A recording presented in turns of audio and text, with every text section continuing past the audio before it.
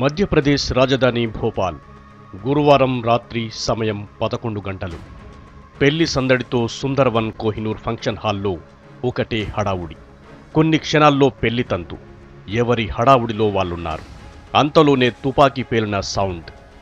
ఒక్క క్షణం అంతా గప్చుప్. తేరుకునే లోపే రక్తపు మడుగులో వధువు.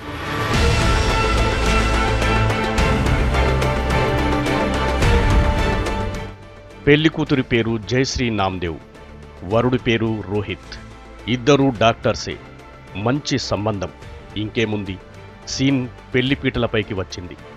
పెళ్లికి ముందు రిసెప్షన్ నార్త్ ఇండియన్ స్పెషల్. సన్నిహితుల విషెస్తో వధూవరులు బిజీగా ఉన్నారు. అందరిలాగే కొత్త జంటకు శుభాకాంక్షలు చెప్పడానికని ఓ వ్యక్తి స్టేజిపైకి వచ్చాడు. పెళ్లి కూతురు దగ్గరికి వెళ్ళాడు. పాయింట్ బ్లాంక్ రేంజ్లో తుపాకీతో కాల్చి చంపాడు. అనురాగ్ సింగ్ వధువుని పొట్టన పెట్టుకున్న ఉన్మాది.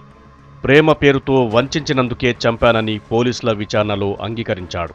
తనకి హ్యాండ్ ఇచ్చి మరో వ్యక్తిని పెళ్లాడటం ఇష్టం లేకే మర్డర్ చేశానని చెప్పాడు.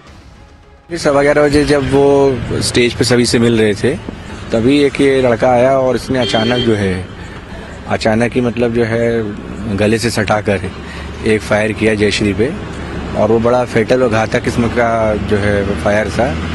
तो उनको इमीडिएटली यहाँ पे लाया गया सुधीर अस्पताल, जहाँ उनको डेड डिक्लेयर कर दिया गया. और अभी जो है आरोपी जो है अनुराग सिंह, तो इसको वहाँ पे जो है कस्टडी में ले लिया गया था. ఉన్మాదం కళ్ళు తెరిచి చూసేలోపే రక్తాన్ని చిందించింది. నిండు నూరేళ్లు బతకాల్సిన నవవధువుని పచ్చని పందిర్లోనే చిదిమేశాడు కిరాతకుడు.